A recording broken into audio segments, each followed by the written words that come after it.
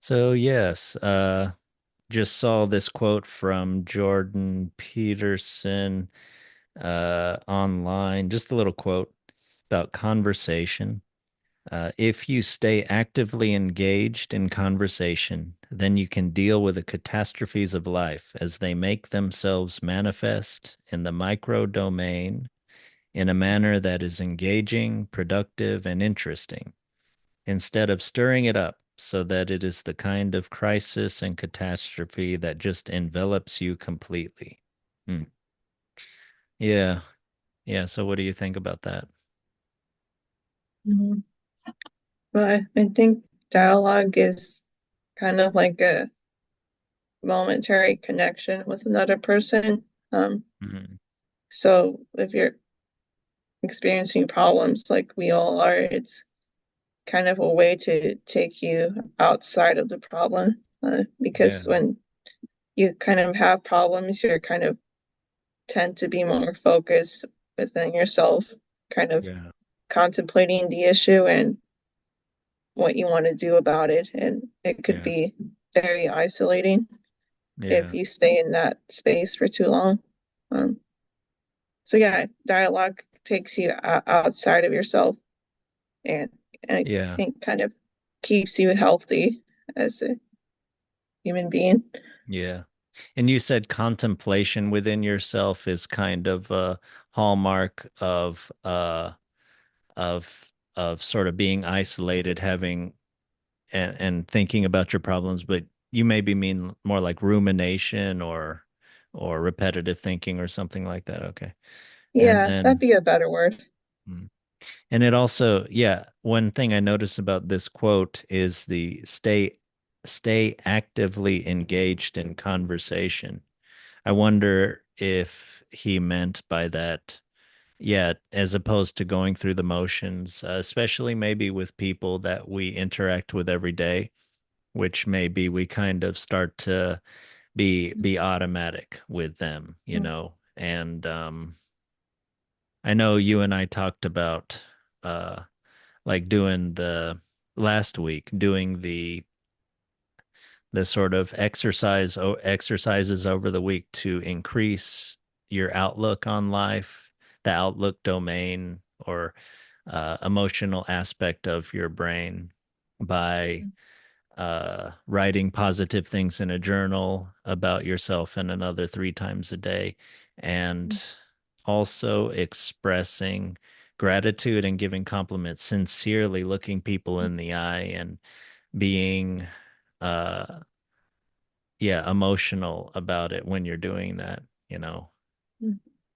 But maybe staying actively engaged in conversation, I mean, maybe this is is like those things in that, you know, getting away from unhappiness is about, yeah, getting outside of yourself and engaging with others, although in a way that's a little bit of a cliche. We sort of all believe that, but I guess the thing is to do it in a manner that's engaging, productive, and interesting, instead of stirring it up so that it is the kind of crisis and catastrophe. Hmm. But it seems like also he's talking about our problems too, to some Mhm. extent. Couldn't he be? Yeah, yeah, I think so because I guess we all know like things feel worse or problems feel bigger than they are if we're the only ones kind of dealing with them. Um, Yeah.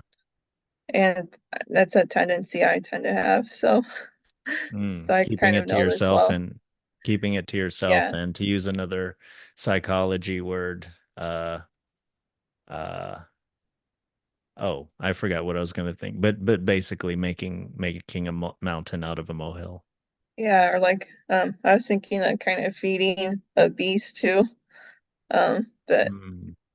yeah, so yeah, it just becomes it builds up and becomes something so much bigger when dialogue with someone else could kind of put things into perspective and they could offer their experience and wisdom. Yeah, yeah. And staying actively engaged, keeping it interesting, that might also be a reminder to sort of not dwell too much, not like you're talking about your problem, but maybe not putting it too much on the other person or burdening them or doing, like focusing too much on it, like talking about it Mhm. and unburdening yourself, getting it out there a little bit, but also maybe, yeah, not being a downer sort of about it. Mhm. Yeah. Yeah,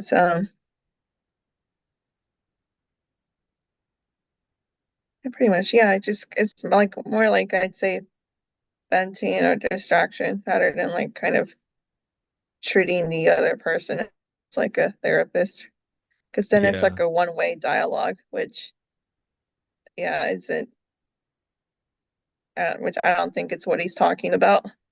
Yeah. Yeah. Active, engaged, and interesting. Yeah. Have you had any good conversations this week? Mm, I'd say I'd say not so much. That exercise you did, I did it about like half the time, so I feel like I wasn't taking my own words too hard, where I was like going outside of my problems, but rather my problems kind of distracted me from being more present with other people, Oh, and engaged in kind of talking to them.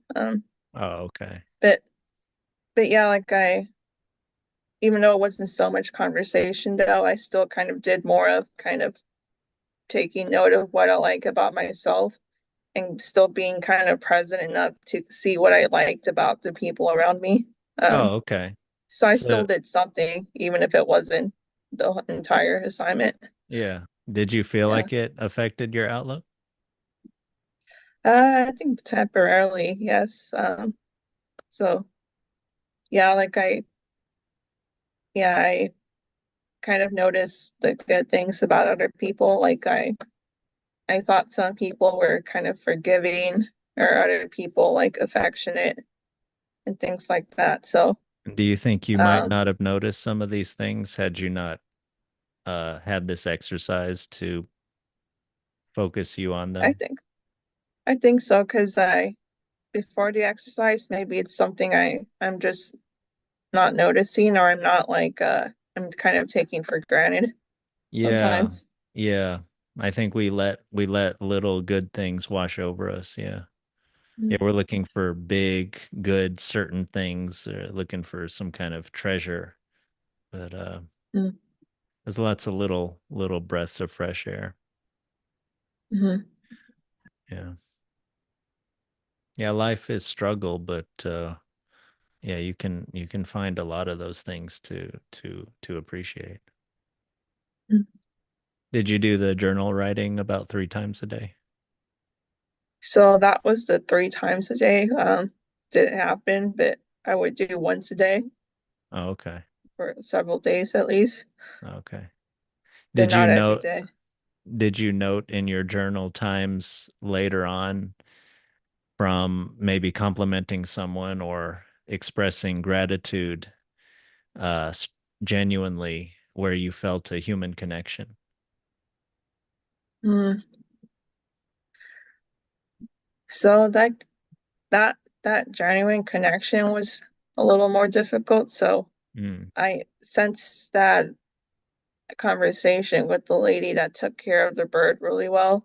Like Yeah. I complimented like someone else more like on their hairstyle. So I felt like it wasn't, that deep really, but You she didn't seemed really. happy. Oh, okay. But, So she seemed happy, but you didn't really feel it because you didn't really feel the compliment, maybe. or I guess I Excuse me. I guess I think it was a genuine compliment, but I'm just not sure there was like much maybe depth or like kind of depth to it, I guess, necessarily. Or you mean Uh, emotion? yeah, emotion. Oh, okay. Yeah, I Yeah. think that's the key. That's one of the keys. That you did feel that way with the lady that was taking care of the birds. Yeah, I You felt felt the that human more. connection. And Yeah. you also maybe like what she was doing more, right? So you genuinely felt that she deserved the compliment or something more than the lady with the hairstyle. Mm. Well, I mean, more Yeah. not deserved, but more noteworthy. Yeah. Uh-huh. Did you so do you want to try this exercise again next week? Yeah. I kind of want to try again because and see if I'm more consistent about it. Yeah. Um, Yeah, and let's try to see about the human connection and if it change because ultimately it's supposed to change one's outlook, make yeah. one happier, more optimistic Hmm. at the Yeah. level of the brain. So, Yeah. okay, so yeah, we'll both try that. Uh yeah, I think I've been going through a bit of a little tiny crisis. So, I did feel good when I genuinely expressed gratitude, uh, but then had little mess ups. But I did do the journal writing 3 times a day most days, and I do think that had some effect. I mean, it really did kind of change some of the thoughts that I was having and the feelings that I was having. So I'm gonna try that again this week too, and see how it goes. Okay, so we were thinking about continuing to talk about Odysseus and specifically about where, like, just kind of, so quick recap of some of it. Odysseus by the character in the Odyssey by Homer. He's supposed to exemplify sort of the human being, the man. And he takes after he helps win the Trojan War, he's probably the most important person to help win that uh that epic war by coming up with the idea of the Trojan horse. So he's wily, he's clever, uh, and then on his way back to Ithaca, he is because he is hated by the sea god Poseidon. He is continually thrown off course, and also because his men do foolish and sacrilegious things that bother the other gods, he gets way, delayed and everything. But anyway, so two of the delays that happen are actually female goddesses, uh, um, Circe and Calypso. And so we had thought to maybe compare Calypso and Penelope. So Calypso is this beautiful goddess on this island. She offers Odysseus immortality to stay with her as her husband. There's lots of relations going on, but Homer notes that Odysseus is always at the sea. He's not like looking at the cave with the bed and the beautiful goddess. He's at the shore looking out at sea, longing for his wife Penelope. And at this point, he's been gone a long time. By the time he gets back, it's been 20 years, 10 years of Trojan warring, and 10 years of being blown about the Mediterranean Sea. Mediterranean or Aegean Sea, I guess. And yeah, so we're just comparing the two women. He turns down Calypso carefully. He compliments her and says she has no compare physically and as he better. I mean, she is a goddess. Uh, but he says, and he doesn't in Homer, he doesn't really give like a good reason he goes back to Penelope. He just says, but anyway, I just prefer I just need to get back to her. So Calypso can give Odysseus eternal life and blissful companionship, but Penelope gives him proven loyalty and real life, his real place as king of Ithaca, and his son Telemachus that will continue him in his legacy. So it's like a life cycle. It's kind of not comparable in a way, even though on the surface, eternal life, eternal youth, strength, and including companionship is like why wouldn't someone choose that? What do you think? Mm.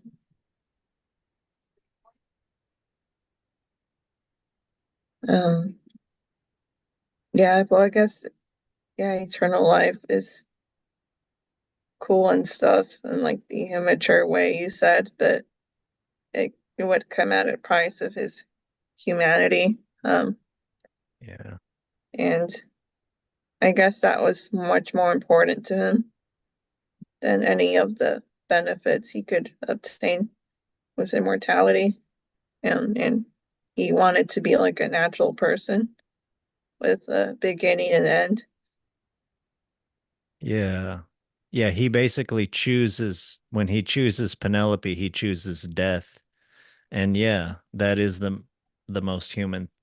Well, it's not always a human thing to wish for death, but it is the human. He wouldn't be human literally and figuratively maybe if he weren't choosing death, choosing to die. Yeah. Because I think with the immortality would have become part God any too, right? I think yeah, Or he would become a god. turned. Yeah. Yeah. Yeah, so I mean, she was offering in I think in her mind she was offering him uh a better way, a level up, in life. There's other people um that were given immortality and godship and it's obviously a blessing. It's so interesting for him. And despite all that he's suffered, like he's suffered tremendously for, around 20 years at that point. And he still would rather take his chances and get back to his home. And I guess, yeah, that shows, humans want a home. I mean, living with Calypso on the island, I mean, forever, like, a little boring maybe. And yeah, like I wonder like it kind of would have become a hell or something eventually. yeah, probably. I mean, they'd get Just tired of each other at yeah, some point, and yeah, yeah, what do? You just wait for other sailors to show up there and like mess with them and test them yeah. and It's like they humans would become like entertainment in yeah. a way. Yeah. Yeah, you'd be bored. Yeah, and just like endless, sex and things. I mean, yeah. But yeah, he's literally willing to die for Penelope. But also we talked before a little bit about how I mean, it's not just a question of life versus death or real life versus some sort of blissful fantasy life.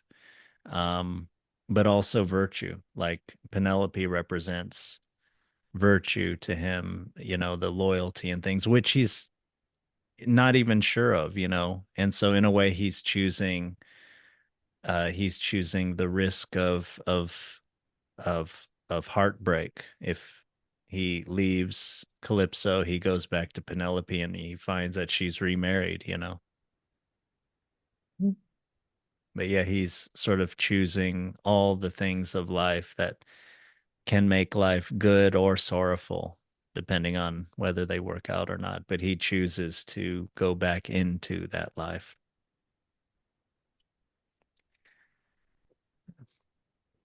Well, another thing I thought of that we might talk about is sort of Aristotle's idea of the purpose of life. as kind of given to me from the Vervaeke lecture on meaning. This is from Vervaeke's John Vervaeke's famous series Awakening from the Meaning Crisis. This is episode 5 on Aristotle and Kant. But I really like his project. He's kind of going through a lot of a little bit of evolution, human evolutionary history, and the history of sort of some history of philosophy and religion, um, and trying to reanimate these old notions from that history that we currently have, but that have kind of become sort of desiccated, sort of superficial. Like he talks about how we view life as a journey. That's not something that is just universally human, that comes from our history, specifically like the Hebrew Bible. And so yeah, so he talks about also some terms that come to us, or some ideas that come to us from Aristotle, but we don't, I guess Vervaeke's idea is that we don't really understand them well. But if we do understand them and reanimate them, then we can face life sort of in the way that we're already thinking, but in a much more energetic way with enthusiasm. But so according to his view, Aristotle's idea of a purposeful, meaningful life is one in which you develop your character and you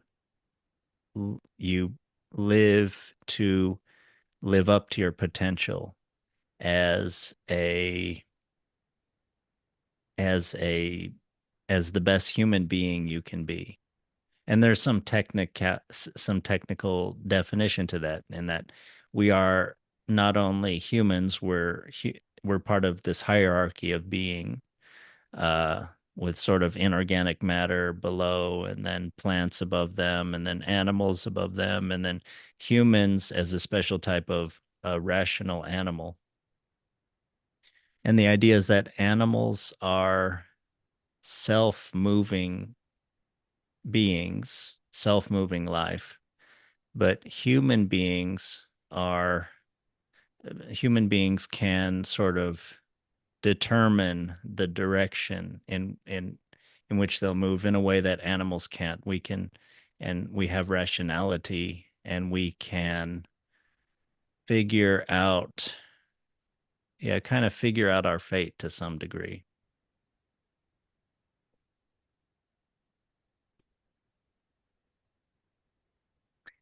And so, yes, in living up to your potential, you develop your character as much as you can by doing things that make you more virtuous. To become courageous, you do things that make you that you're afraid of, but not too much. There he has this idea of a golden mean, where you're not like doing something foolhardy, so you don't want to be a coward, and you don't want to be foolhardy either.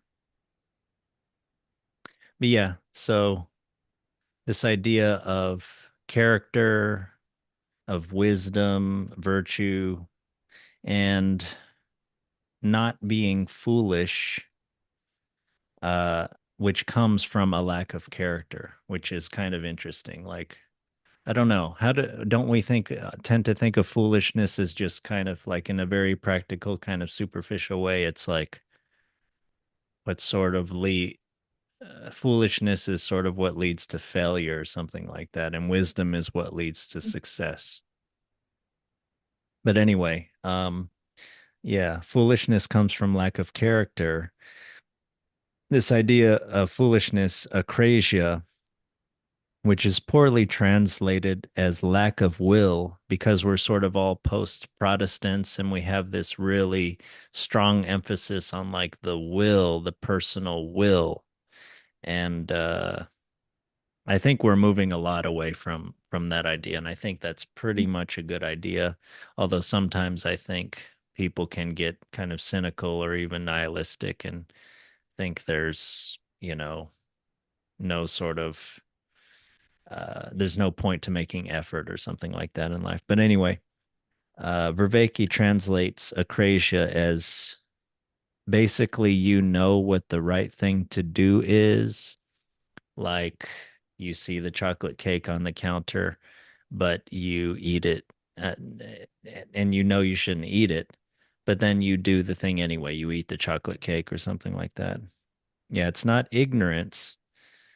Ignorance is when you lack the knowledge or correct beliefs, but you lack sufficient character. Yeah. But yeah, so one question to ask oneself is what are you doing to develop your character? And I thought we might talk a little bit about that and then maybe also kind of think about that over the next week and come back next week. Well, yeah, I'd say one thing is doing those exercises.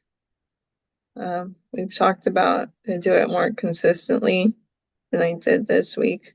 Mm. Because yeah, I feel like I'm still kind of maybe not as present right now and not like open to connection with people, which yeah, it's not like any kind of kind of so there's not really like any development, I'd say, going on for myself beyond that at the Mm. moment. Wow. In general, why do you think that is? So you're saying you're usually rather not present with people? Um, well, I'd say maybe in particular this week, but maybe it is something in general. Um, but yeah, it's kind of like we've talked about. Like I'm kind of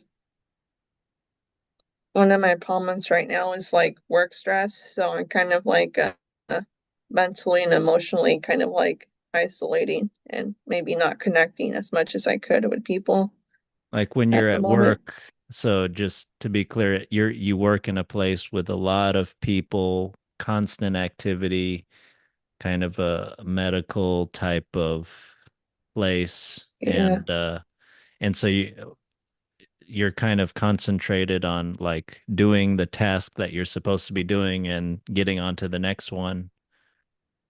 yeah, but I think just more just wrapped up in my own like resentment or just negative feelings about the place and just kind of wrapped up in that kind Like of about little thing isolating world. things not going the way you wanted it to, like things not Yeah, planned out maybe as well as they might have been, or yeah, things not organized, and so like problems kind of cascading or yeah, just crises yeah, kind of yeah. on So top I'm of like each other. yeah. So I'm like part way like some of the time I'm just in my own head about that stuff and not kind of disconnected Yeah. from things around me. Yeah. Yeah. Yeah, and so would you say that's like a case of just your thinking making things worse than they already are? Yeah, yeah, that and I'm kind of just not like developing myself or building my character Yeah. like or anything. Yeah. Building your character in terms of being present and Yeah, present, like better social skills and like connecting with people more easily. yeah. Yeah, I'd say with myself as well. I now work in a very different type of situation, but just in my life in general, I was just thinking today how kind of disconnected I am from people, and I'd really like to work on that. Maybe I'll kind of get back to you on that next week. Yeah, I always love connecting in terms of deep conversation and things, and I do need that specifically. Um, and yeah, but on in sort of, yeah, in more everyday kinds of ways. I mean, I think I could be definitely more present and more calm and connecting with people more, not so much in my head. Yeah. And so maybe, yeah, maybe we'll both kind of try that and get back to each other next week and see how that goes. And that seems to go hand in hand with the kind of outlook exercises of writing in your journal 3 times a day, one simple good character trait of yourself and another. Uh Expressing gratitude when you can, looking the person in the eye, and also complimenting when you can in the same manner. Yeah. Uh any other aspect of your character that you'd like to kind of work on? Mm-hmm. Say not really. I'd say just connecting with other people. That's like my biggest problem. Yeah. Do you Say, think mm, yeah, I think that's the main thing for me. But okay. I'm sure there's something else. Yeah, yeah. Well, maybe, yeah, maybe at a later time or off air we could talk about it. But yeah. Yeah, we don't. Do people talk about wisdom much nowadays? I feel like we mostly talk sort of I feel like most people talk about success. I feel like success and failure is a big thing, not so much Uh, wisdom, character, virtue. Character almost sound, I feel like that's a word I've last heard my dad use like long ago or something. It's like an old-fashioned word almost. mm, and I feel not like I feel maybe wisdom and virtue, those especially those two words are kind of antiquated feeling. Yeah. Yeah, I virtue have to and lots of vice. people. Yeah. Yeah. Yeah, when you told me about the advertisement in the Mexican stores that you guys had for a renter and sin vecinos, or no, that's neighbors, Yes, right? seeing that yeah, it'd be without neighbors. But yeah, seeing bestials. Vicios. Yeah. Yeah, which is Like interesting. Yeah.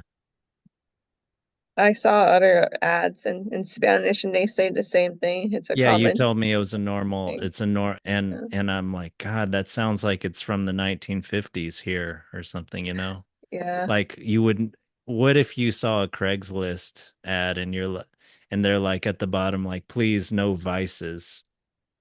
Like we used to, I guess we still do, but there was a popular news service or news channel on YouTube that Vice News, you know. I mean, it's like almost a good thing. That's kind of crazy. Yeah, You, in English, I would think it was a grandma or a very religious person. yeah, Those two. it sounds like a religious thing from, yeah, like from a old religious text. Like not necessarily going back to Saint Augustine, but sort of in a different world. Yeah. Well, yeah, Vervaeke talks about this meaning crisis that we're in. Do you have any thoughts about that? Like why, either from what you've seen or even in your own life? Mm,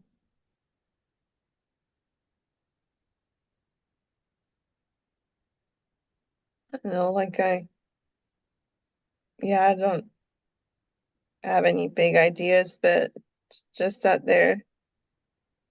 it's just kind of this, I felt it before too, just kind of an aimlessness, kind of like there's nothing really, or like nothing for you to like aspire to or kind of reach for. And you kind of like ask yourself like what you're even doing, Yeah. living for. It's hard to Yeah. explain, but Yeah. But yeah, like we said before, I feel like like the decline of religion is a Well, now you're huge talking about one. causes and things, but yeah. Yeah, Um, yeah. Yeah, for the meaning yeah, crisis. Yeah, and I feel like we have things that are things that we do go for, but mm, they're not going to satisfy you yeah, deeply. Like for instance, the body. We tend to go for, you know, sometimes overemphasis on physical health and mm, vitality and mm, looks and everything. mm, Not that that doesn't have a place, but yeah, I think we're sometimes substituting kind of that for like a spiritual mm, hunger that we have, or yeah, money, obviously, and politics. Those are the three things: the body, money, and politics. All sort of we're trying to uh, have things, including having beliefs. mm, Uh, when we need something, mm, we need to be something more than yeah, have something. yeah. I think it's just the subjectivity doesn't help because That it's just everybody so, can live their best life, and that doesn't have to do yeah, with have anything to do with anybody else's life, even though they're in the same yeah, country. yeah, that and like the idea that like we all create our own meaning and it's up to us to figure that out. And I Yeah, feel that most people aren't capable of that. I think most of us, we need some sort of template or yeah, I think so something. And too. I then, think all people actually, even the geniuses, like yeah, they're probably just as likely. Let's say they're able to create their own meaning. They're probably just as likely to be self-deceptive and go off in weird and even evil directions as as anybody else. yeah, yeah. So I feel like that subjectivity has just created like a very overwhelming and like kind of impossible Yeah. task to where Yeah, I people think so just too. do end up with that aimlessness and, Yeah. like you said, going in bad directions, trying to Yeah. search for that Yeah. Yeah, you're free to do anything, so you have no idea what to do. pretty much. Yeah. Oh, Yeah, and good. Hmm. you can't raise children that way. Like Yeah. there's a guiding hand is needed. So you're kind of removing that from people early on Yeah. in Yeah, that I think way. you need to give them some kind of way, and not completely inflexible and certainly not intolerant, but yeah, some kind of way with depth to it. I mean, not like some, I don't know, superficial kind of way. And yeah, I do like Vervaeke's idea of, yeah, just sort of get like the language that we already use now. And so the thoughts and beliefs that we already have, he's trying to deepen them to show us where they come from. And then if you know where you came from, you know where you're going now. So Mhm. yeah, yeah, I like that. Yeah, Yeah. I'd say it's just kind of inherently isolating too, because we're leaving the individual alone to figure all that out when, Yeah. like we've talked a lot before, we need connection and finding or knowing about meaning kind of together or kind of learning from each Yeah. other what that Yeah. is. Yeah. Yeah, I think so too. Yeah, it's too big of a burden, and it's yeah, to put on any one person.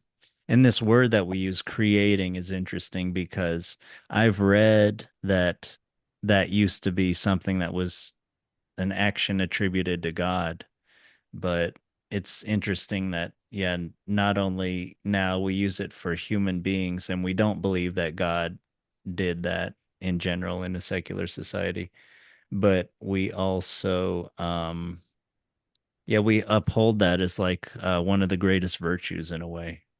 which I don't want to give that like a sinister kind of view, like we automatically are thinking of ourselves as gods or something. But Hmm. there is maybe something to that idea, not where we've we've viciously usurped something, but uh, we're giving ourselves too much credit and too much of a burden, and we yeah need to use that that nature given rationality to try to figure out a better way. And then yeah, maybe that first starts with education, with this investigation like Vervaeke has, and or into old stories and myths like we're trying to do. And yeah, go up from there and go back onto the sea like Odysseus and try to become fully human. Okay, so we'll try to cultivate our virtues, specifically presence with people and our outlook dimension of our emotional brain, and get back next week. Sounds good. Okay, take care.